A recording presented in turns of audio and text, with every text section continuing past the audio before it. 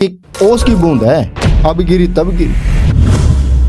एक इंसान झगड़ा ही इस आधार पे कर पाता है, उसको लगता है कि मैं सदा के लिए रहूंगा। कल में जीवन है ही नहीं, कल एक बहुत बड़ा धोखा है। आज का दिन जिसका दुखी है, इसलिए वो आगे सुख की उम्मीद कर रहा है। मेरे एक भाव अंदर से आया है, मुझे ऐसा लगता है कि जिस भी व्यक्ति को ये पता लग गया कि मैं यहाँ सदा के लिए नहीं रहना, इस संसार में इस जीवन ये सदा के लिए नहीं है, जिसको एक गहन पता लग गया।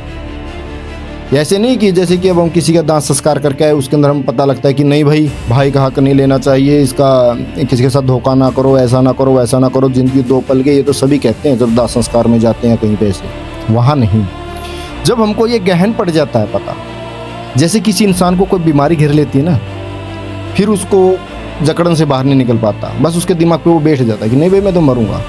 जब यही किसी व्यक्ति को गहन पता लग जाता है कि जिंदगी तो एक मतलब जैसे कि ओस की बूंद है, अब गिरी तब गिरी। सांझ का सूरज है, ये तो ढलने से नहीं रुकेगा, घंटा एक घड़ी दो घड़ी बाद ये तो ढले ही ढलेगा।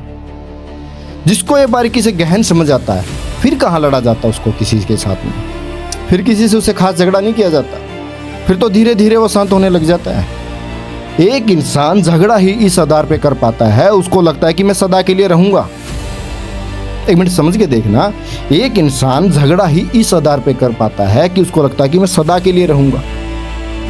ये रियलिटी है, उसके दिमाग में विचार नहीं आता, उसको लगता है तेरे हक, तेरे सिस्टम ये सब छिन रहा है, इसीलिए वो झगड़ा कर पाता है, उससे दुश्मनी कर पाता है, उसको दूसरा या पराया अलग समझ पाता है।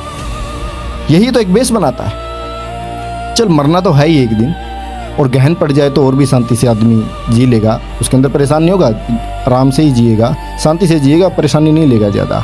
लेकिन जीना भी कैसे आता है? एक इंसान जो आज के दिन में मैं समाज के अंदर देख रहा हूँ, उसको पता क्या लगता है कि मेरी शादी हो जाए तो मैं आराम से जी लूँगा।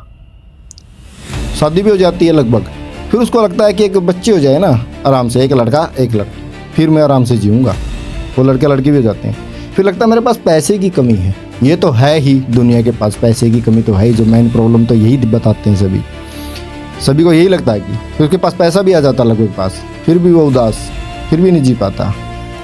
फिर लगता है उसको कि लड़के बड़े हो जाएंगे, नौकरी करेंगे, मैं आज़ाद हो जाऊंगा, पोता पोती हो जाएंगे, फिर मैं जीवन जीऊँगा, और फिर भी नहीं जी पाता है। अचानक उसकी मौत आ जाती है, जो उसने तैयारियाँ कर रखी हैं वो धरी की धरी रह जाती हैं। जितना मैंने महसूस किया, जो लोग यहाँ से चले गए हैं उनके भाव को पढ़ के देखा, जैसे कि महावीर है, कृष्ण है, जैन है, अरस्तु है, या फिर जय कृष्ण मूर्ति है, उनको महसूस किया तो ये पता चला कि कल में जीवन है ही नहीं, कल एक बहुत बड़ा धोखा है। कैसे? उन्होंने तो ये भी कहा कि आग में आग डालोगे तो अभी जलेंगे, बाद में नहीं जलेंगे। कल तो एक छलावा है, आपको ठग लेगा। कल में जीवन है ही नहीं। आज का दिन जिसका दुखी है, इसलिए वो आगे सुख की उम्मीद कर रहा है कि आगे सुख होगा, और यही एक सस्ता चूर्ण लेता रहता है कि आगे मेरे को सुख होगा। इसी उम्मीद में आज के दुख को काट भी लेता है वो कि आगे सुख होने वाला है। लेकिन वो सुख आज और अभी है।